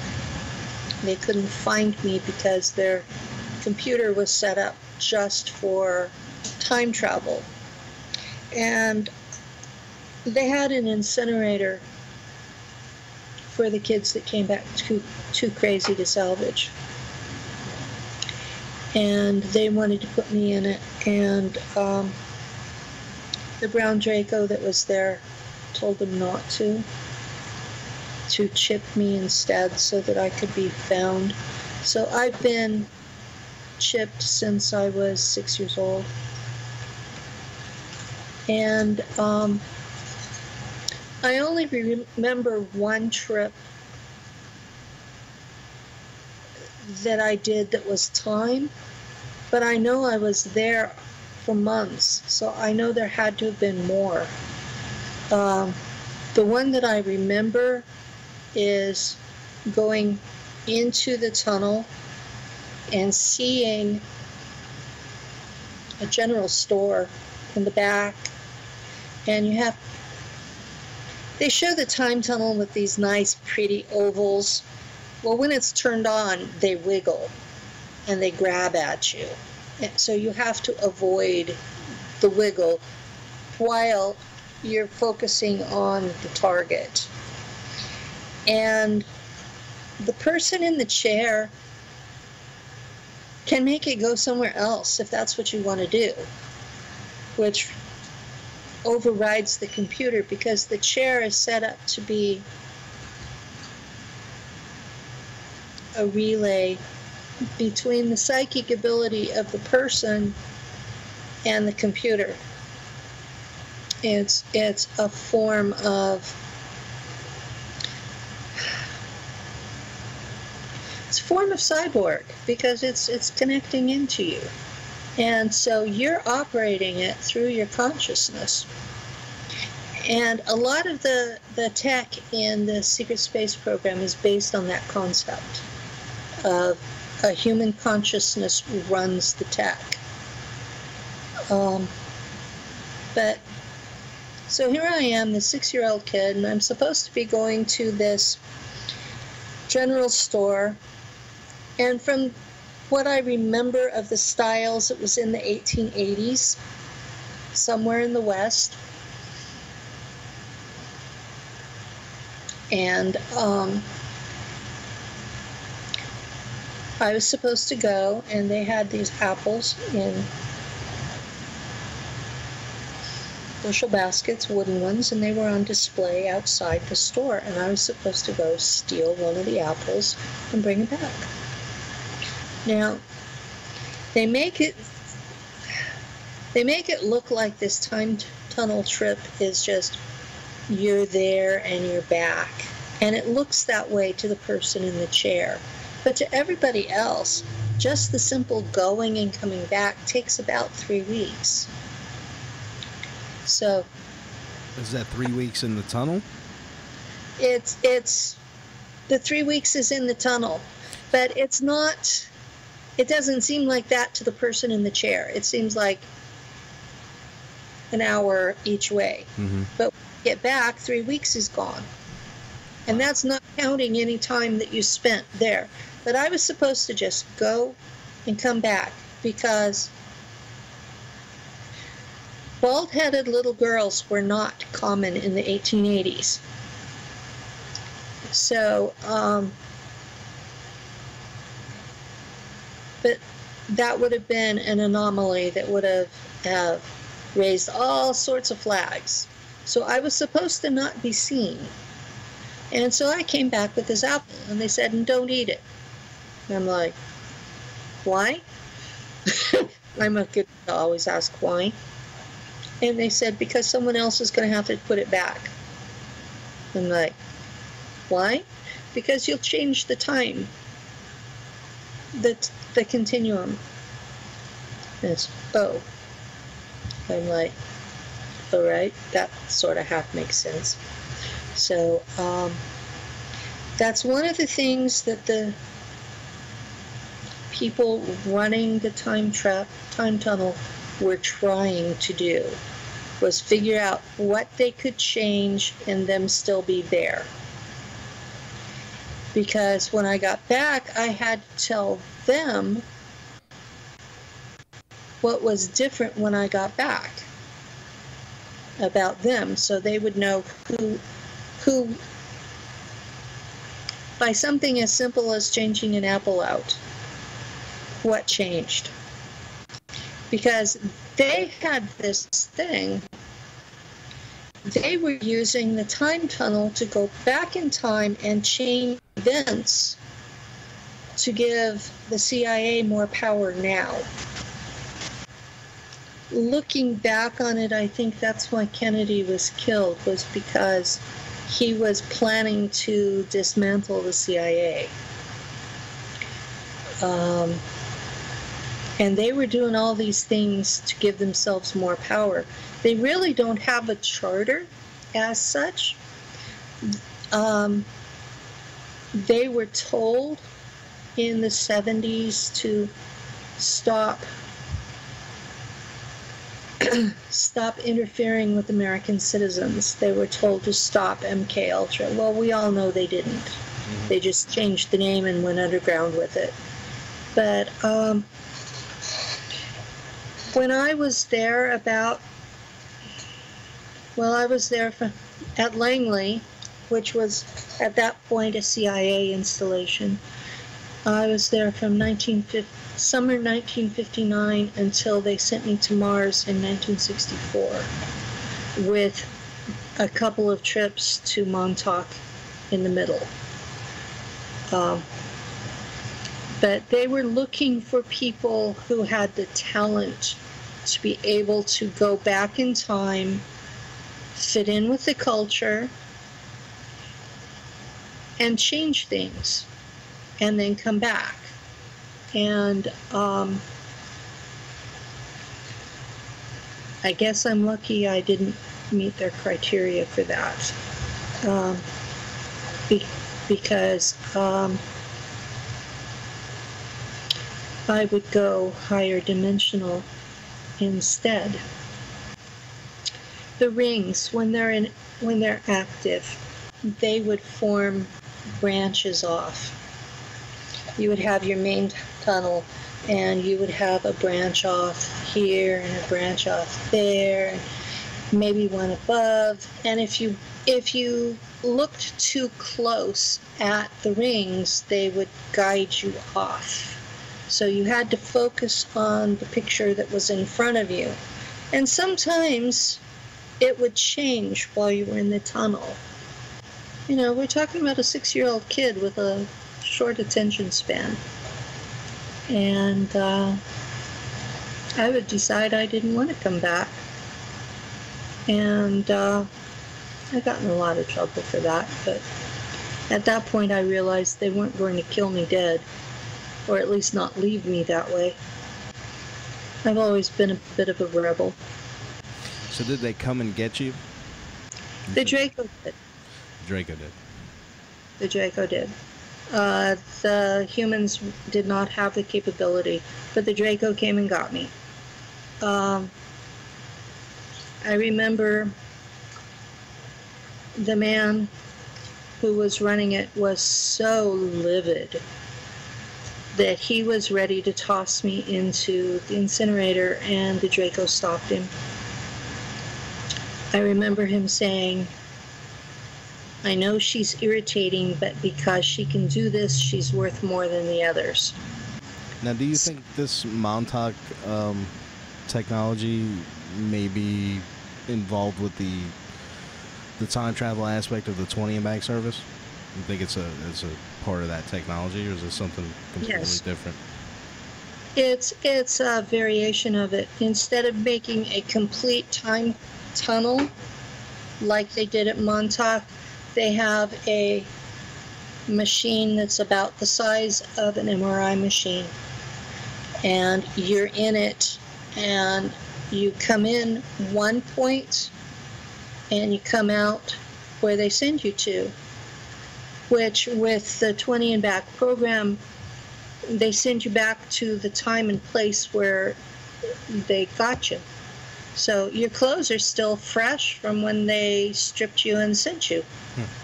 It was amazing because they still had the pajamas that my mom had made for me.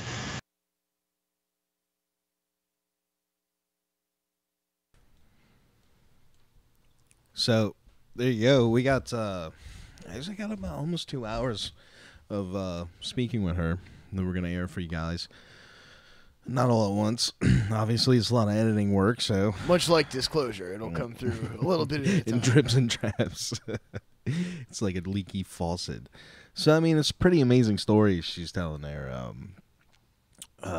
It's like I was talking about earlier though, with the, you know, some people have conflicting stories. Like she says that, you know, Montauk wasn't only all boys; she was in Montauk, and it was some pretty intense stuff there, man. I mean, time tunnels and traveling between third and fourth dimensions. So the problem she was saying is, instead of moving through time, she was going through dimensions or realities. And I mean, it kind of, Stranger Things. Did you see that yet? Yeah, I've seen Stranger Things. It really kind of, knowing that Stranger Things was originally intended to be based on Montauk, it's kind of funny that how it plays on each other. So this girl who's in this Montauk program, like MK Ultra type trauma, right? She's trying to astrally hear what somebody's saying, and instead of doing that, she goes a different way and ends up in the upside down. Yeah. So it's very similar, you know, and the upside down's like this, just another dimension. Yeah, it's a lot. It reminds me a lot of the what was it, the zine or whatever it was from the first Half-Life game. I don't know if anybody out there ever played the first Half-Life game, but the upside down reminded me a lot of the first Half-Life. Yeah. So yeah, it's pretty far out stuff. Well, maybe some of this stuff that we're talking about tonight, like you know, being able to manipulate quantum forces and being able to, you know, fiddle with fundamental particles that just pop in and out of empty space. Maybe that technology is the beginnings of the technology that'll allow us to reach into our own upside down. You know what I mean? Or maybe somebody already has. I mean, it seems like we we're not really meant to go there, I guess. You know what I mean? Big flower-headed eating monsters. You know, I heard a theory about the show itself was that she created that thing from her own subconscious. Huh. That'd be pretty far out. So, I mean, yeah, I don't know. And how that dovetails into Montauk, I don't know. Just some pretty interesting similarities there between, from Penny's early childhood story to, you know, that show. Yeah. Something to ponder. So, what do we got up next? Well, you know, we talk a lot on the show about how, you know, artificial intelligence is rapidly approaching. You know, we're coming up on the singularity to where, you know, machines become self-aware and all that fun stuff. But could they be becoming too self-aware?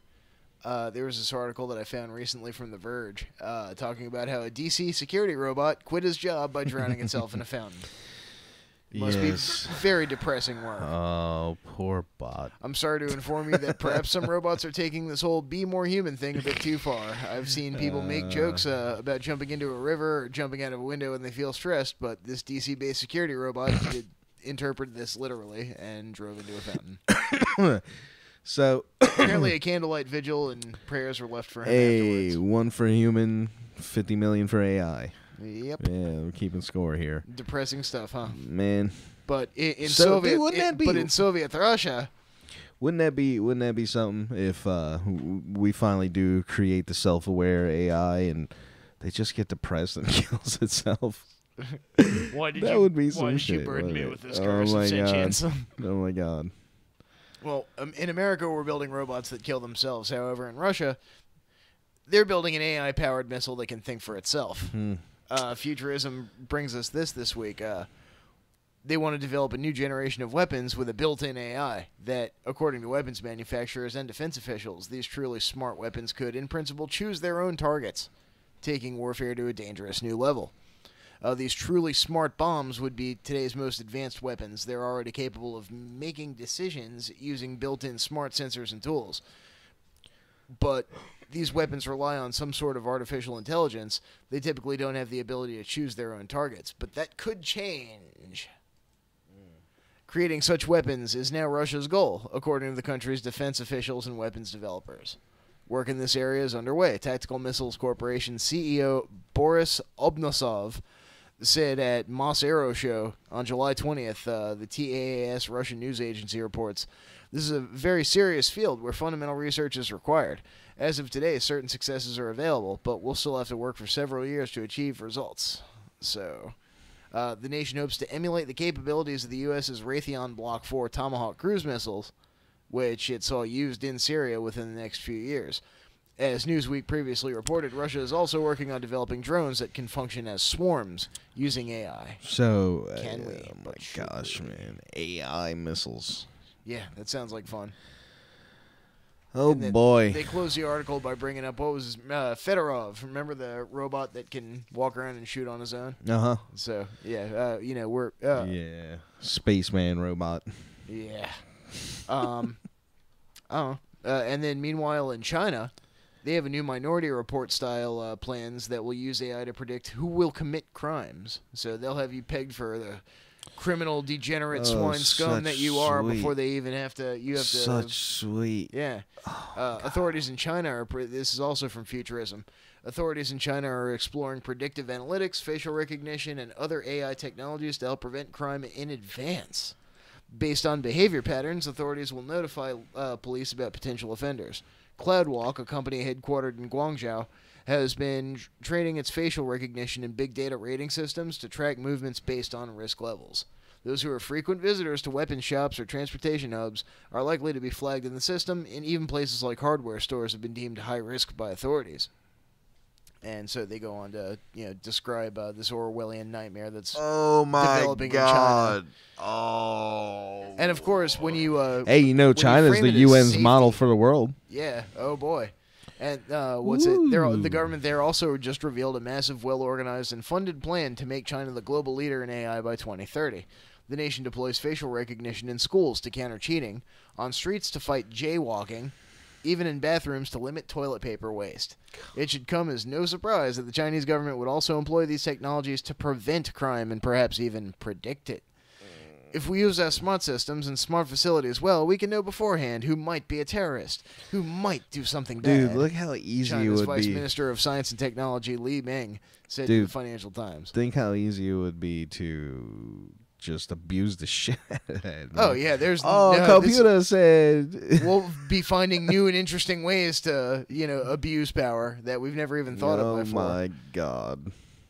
They're using this to identify the same person in different places, even if they're wearing different clothes. They can re-ID people who look suspicious by walking back and forth in the same area or wearing masks. Beijing University of Aeronautics and Astronautics professor of bodily recognition Ling Biao told the Financial Times, with re-ID, it's also possible to reassemble someone's trail across a large area. No. So, oh boy, all sorts of fun stuff is coming to this future on this doomed little planet. And of course, AI is gonna take over, man. To help keep all this stuff up and running, of course, they're going to need some pretty heavy computing tech. Scientists build a 51-qubit quantum simulator, and it's the largest one yet. A team of researchers from Harvard demonstrated a quantum simulator that uses 51 qubits.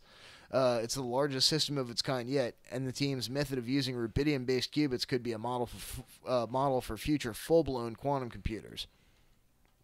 So they go on to discuss how all this, fun quantum computing will be created, so they can track everybody's movements and track how much toilet paper you use. And they already got quantum computers. I'm sorry, man. Yeah, how could you not think that they have quantum computers, knowing that they were so far advanced in the 60s? Mm-hmm. And, man, it's just ridiculous to sit there and think that, oh no, they only have what we have.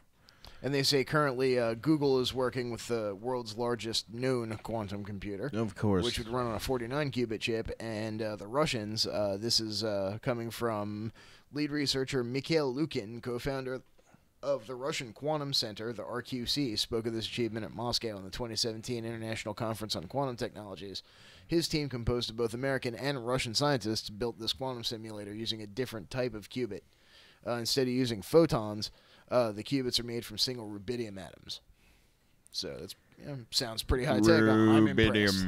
Rubidium. Well, it's crazy. Mm-hmm. Meanwhile, back here, there's been an unofficial green light for the Hyperloop that we've talked about before. Yeah. Elon Musk's thing. Verbal permission apparently was given by a federal official. He confirmed that verbal government approval he received for the D.C. New York Hyperloop from the federal level. He's asking locals in the affected cities to reach out to their elected officials to provide regional approval for the project. So they're talking about a D.C. New York Hyperloop with stops in Baltimore and Philly. A flurry of speculations on what this might mean, fanned by the fact that there's no such thing as verbal government approval. Municipal projects cannot be commenced without written approvals, contracts, and what they mean measures. what they mean by this is he got approval by the deep black.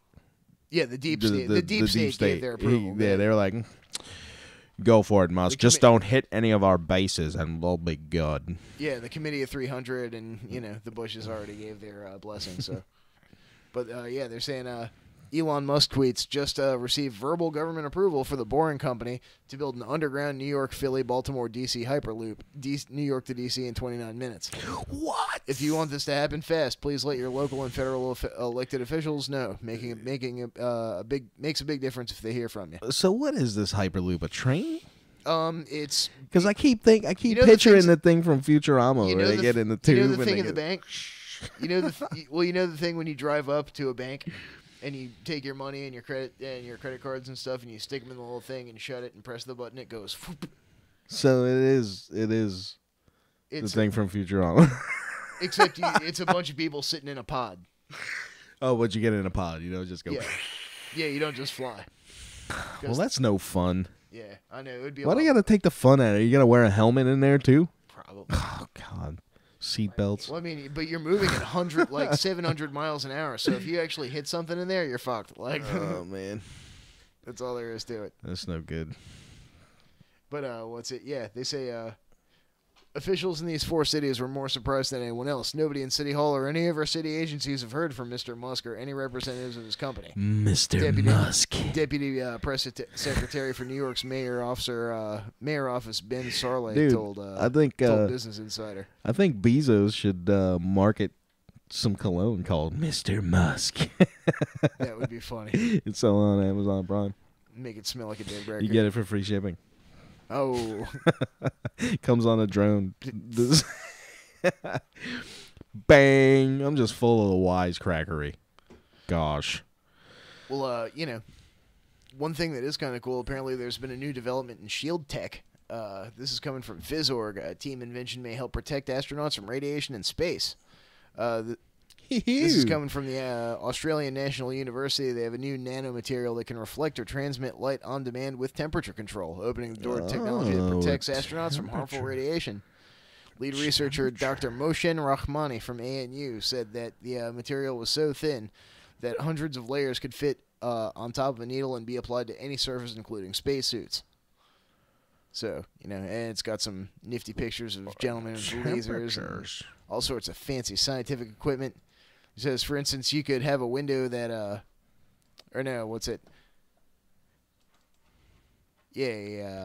technology significantly increases the resistance threshold against harmful radiation compared to today's technology, which rely on absorbing radiation with thick filters. So this is more about reflecting it.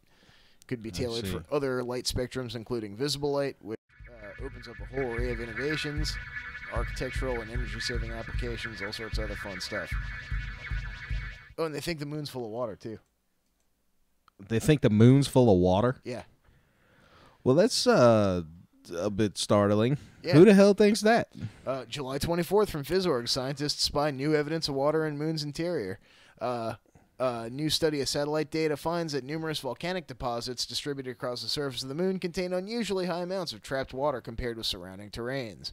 The finding of water in these ancient deposits, which are believed to consist of glass beads formed by the explosive eruption of magma coming from the deep lunar interior, bolsters the idea that the lunar mantle is surprisingly water-rich. Scientists had assumed for years that the interior of the moon had been largely depleted of water and other volatile compounds. That began to change in 2008, when a dedicated research team, including Brown University geologist Alberto Sol, detected trace amounts of water in some of the volcanic glass beads brought back to Earth from Apollo 15 and 17. In 2011, further study of tiny crystalline formations within those beads revealed that they actually contain amounts of water, similar amounts of water as some of the basalts on Earth, which suggests that the moon's mantle, at least parts of it, contain as much water as Earth's mantle. So, yeah. It could be I mean, you know, they more said water they inside the found a moon. lot of water when they bonded or whatever. Oh, yeah. All right, guys. Well, that's it for this week, and we'll see you next week on Reality Brief. Thanks for tuning back in. It's great to be back with you guys. Enjoy the new outro.